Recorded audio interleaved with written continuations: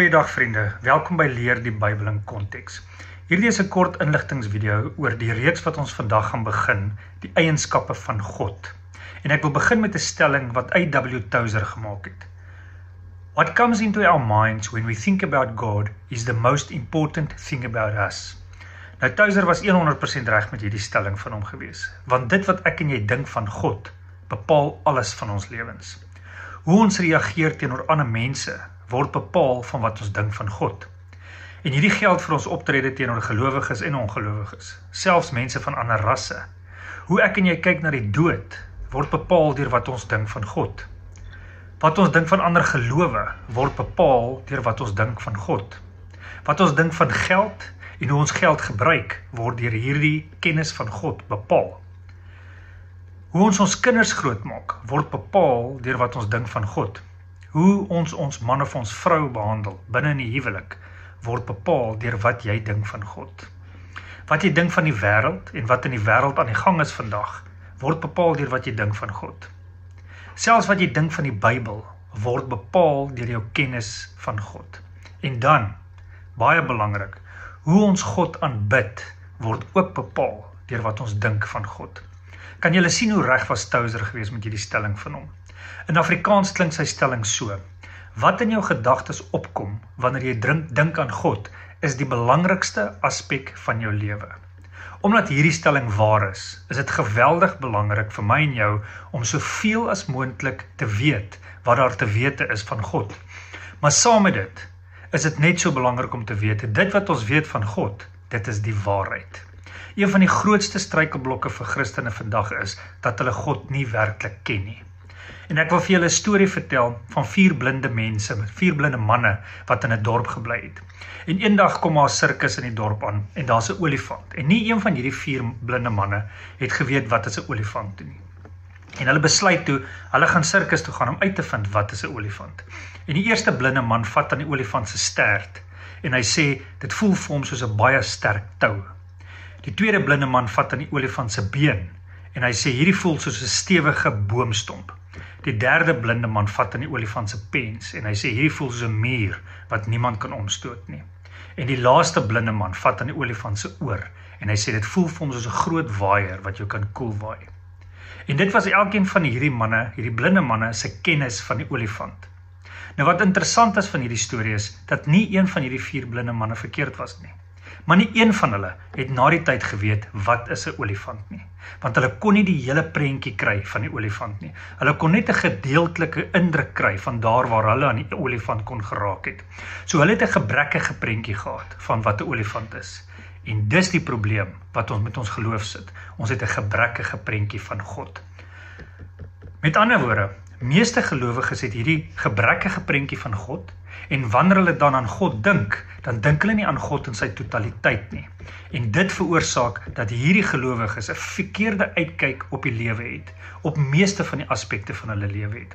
Hulle verhoudings, hulle werk, hulle geld en selfs hulle aanbidding van God gaan op hierdie gebrekkige inligting gebaseer wees. Nou ons almal het deur ons kinderjare 'n sekere prentjie ontwikkel van God wat ons by die sonnaarskool geleer het byvoorbeeld. Verhale en inkleerboekies het hierdie prentjie by ons geskep. Die juffrou het 'n sekere prentjie by ons geskep. En daai prentjie van God het in jou gedagtes gevestig. En ongelukkig, by meeste groot mense het daai prentjie nooit verander nie. Meeste mense vorm die prentjie van God wat aangepas is by hulle eie persoonlikhede. Die God wat hulle in hulle gedagtes het, hou van wat hulle van hou en hy hou ook nie van wat hulle nie van hou nie.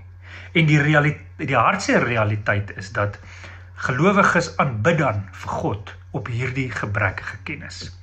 En ongelowiges het dieselfde indruk van God. Hulle het ook hierdie gebrekkige kennis van God en hierdie gebrekkige indruk van God wat maak dat hulle 'n valse opinie oor God het en dit regverdig dan hulle kritiek op God en met daai gebrekkige kennis regverdig hulle dan die sonde in hulle eie lewens. By gelowiges veroorsaak hierdie gebrekkige kennis dat ons dink soms God is nie regverdig nie. En hierdie gebrekkige kennis, soos ek nou net gesê het, dan 'n groot invloed op hoe ons God aanbid. En wat ook gebeur is, nou evangeliseer ons ander mense verkeerd, want ons het hierdie gebrekkige kennis van God. Nou, gelowiges met die verkeerde kennis van God het nooit werklik vrede nie. Daar's nie vrede in God nie. Daar's 'n konstante issue in hulle lewe. Daar's struggles in hulle lewe en geestelike dinge in hulle lewe wat nooit afgehandel word nie. Dit kom nooit tot op 'n einde nie. Nou hierdie ongelowiges groei nooit tot geestelike volwassenheid nie. En hulle bly in 'n baba stadium van hulle lewe vir baie jare lank. En die groot rede hiervan is, hulle ken nie die totale prentjie van God nie. Hulle ken nie vir God werklik nie. Hulle weet van God en hulle ken sekere eienskappe van God, maar hulle ken God nie intiem en persoonlik nie.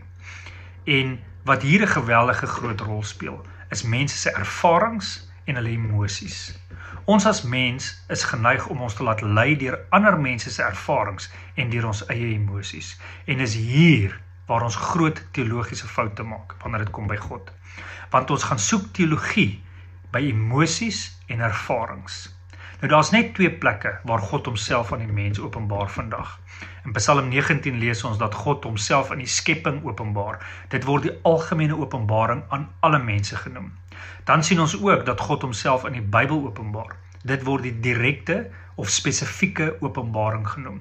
En dis hier waar ek en jy gaan leer wie God is, in die bladsye van die Bybel. Dit wat God wil hê ek en jy moet van hom weet, het hy in die bladsye van die Bybel vir ons geopenbaar. In die Bybel het God aan ons gesê wie hy is, wie sy seun is, wie sy gees is, wat sy wil vir ons is, en ook alles wat ek en jy moet weet om 'n geestelike lewe te lei, sodat ons altyd binne die wil van God kan wees. En al hierdie dinge begin by wie is God. En dit is wat ons gaan doen in hierdie reeks. Ons gaan na 15 eienskappe van God kyk. Dit wat hy vir ons gesê het en wat hy in die bladsye van die Bybel oor homself vir ons sê. Nou daar's geen studie in die wêreld wat so diep en so mind-blowing is as die studie van God nie. Daar's ook geen studie in die wêreld wat so lewensveranderlik is as die studie oor God nie. Daar is niks in hierdie wêreld wat jou en my hart so drasties kan verander, soos die studie waarmee ons hier gaan begin nie. Ek en jy moet onthou, dit wat God in die Bybel aan ons bekend gemaak het, is wat God wil hê ons moet weet van hom. So as jy saam met my hierdie studie doen, weet dit, dat dit is God se wil, dat jy hierdie eienskappe van hom moet ken. Wanneer ons God beter ken, kan ons hom dieper aanbid, ons sal hom makliker glo, ons sal makliker gehoorsaam wees. Ons korrekte Bybelse kennis van God sal 'n effek op alles in ons lewe hê. En dit is wat Tozer vir ons gesê het.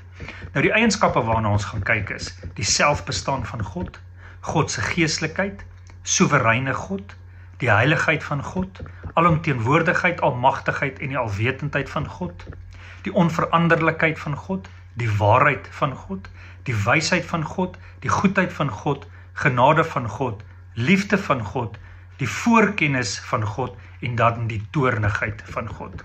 Nou hierdie is die 15 eienskappe waarna ons gaan kyk in hierdie reeks. My gebed is dat jy saam met my gaan leer wie en wat God werklik is en dat hierdie kennis jou hart sal aanraak en dat dit jou sal lei na 'n dieper en 'n meer persoonlike verhouding met God. Sien jou by ons volgende video.